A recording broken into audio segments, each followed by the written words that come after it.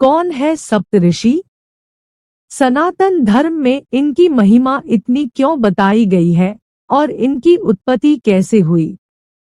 आइए जानते हैं आज के इस टॉपिक के बारे में।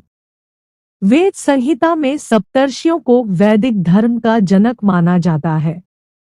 सनातन धर्म में प्राचीन काल से ही ऋषिमुनियों का विशेष महत्व रहा है, क्योंकि राजाओं से लेकर आम जनता तक शिक्षा दीक्षा देने का कार्य ऋषिमुनियों द्वारा ही किया जाता था।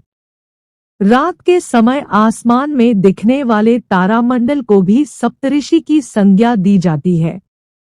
सप्तऋषि मतलब 7 ऋषि।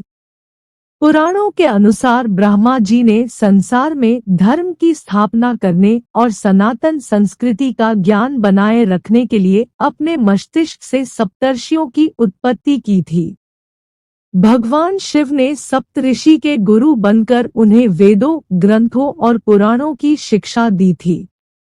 संसार में मनुष्यों को योग, विज्ञान, धर्म, वेद और पुराणों की शिक्षा देने और अपनी संस्कृति का ज्ञान कराने के लिए सप्तर्षियों को सबसे उच्च कोटि का गुरु बनाया गया है। प्राचीन काल में 7 ऋषियों का एक समूह को जिसे सप्तऋषि कहा जाता था। वेदों में इन 7 ऋषियों को वैदिक धर्म का संरक्षक माना गया है। इन्हीं ऋषियों के नाम से कुल के नामों का भी पता लगाया जाता है। इन ऋषियों पर ब्रह्मांड में संतुलन बनाए रखने और मानव जाति को सही राह दिखाने की जिम्मेदारी दी गई।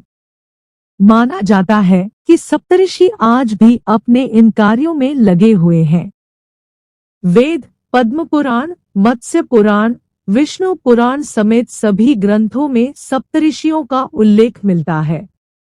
7 ऋषियों के नाम इस प्रकार है: वशिष्ठ, विश्वामित्र, कश्यप, भारद्वाज, अत्रि, जमदग्नि और गौतम ऋषि।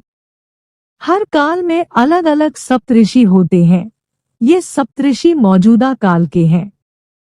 इन्हें ज्ञान, विज्ञान, धर्म, ज्योतिष और योग में सर्वोपरि माना जाता है। आज के युग में ध्रुव तारे के चारों ओर फैले तारामंडल को ही सप्तर्षि माना जाता है।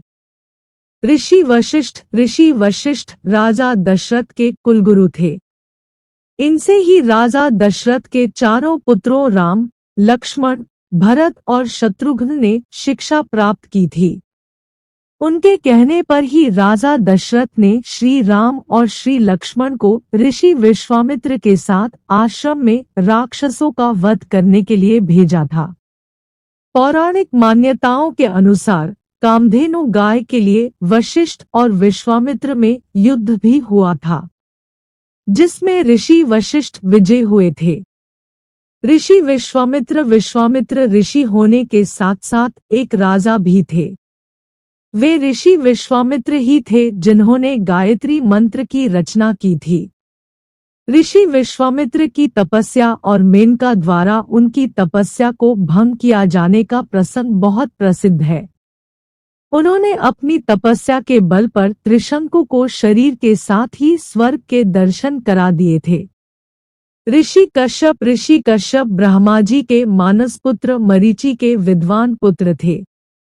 हिंदू मान्यताओं के अनुसार कश्यप ऋषि के वंशज ही सृष्टि के प्रसार में सहायक हुए। कश्यप ऋषि की 17 पत्नियां थीं। इनकी अदिति नाम की पत्नी से सभी देवता और दिति नाम की पत्नी से दैत्यों की उत्पत्ति मानी गई है। ऐसा माना जाता है कि शेष पत्नियों से भी अलग अलग जीवों की उत्पत्ति हुई है। ऋषि भारद्वाज सप्तऋषियों में भारद्वाज ऋषि को सबसे सर्वोच्च स्थान मिला हुआ है। ऋषि भारद्वाज ने आयुर्वेद सहित कई ग्रंथों की रचना की थी। इनके पुत्र गुरु द्रोणाचार्य थे। ऋषि अत्रि ब्रह्मा के सतयुग के 10 पुत्रों में से एक माने जाते हैं। अनुसूया उनकी पत्नी थी। हमारे देश में कृषि विकास के लिए ऋषि अत्रि का योगदान सबसे अहम माना जाता है। उन्हें प्राचीन भारत में बहुत बड़ा वैज्ञानिक भी माना जाता है। ऋषि जमदग्नि भगवान परशुराम ऋषि जमदग्नि के ही पुत्र थे।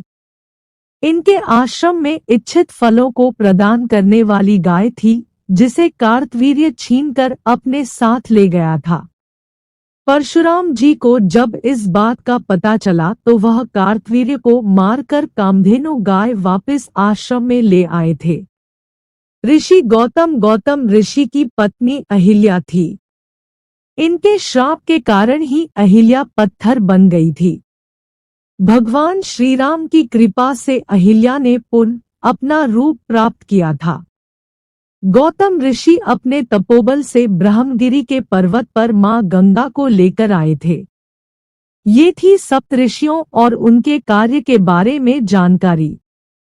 हमारे सनातन धर्म में सप्तऋषियों को विशेष स्थान दिया गया है। इन्होंने सनातन संस्कृति के ज्ञान को बनाए रखने और जन कल्याण में अपना अमूल्य योगदान दिया है। उम्मीद है कि आज का वीडियो पसंद आया होगा। धन्यवाद।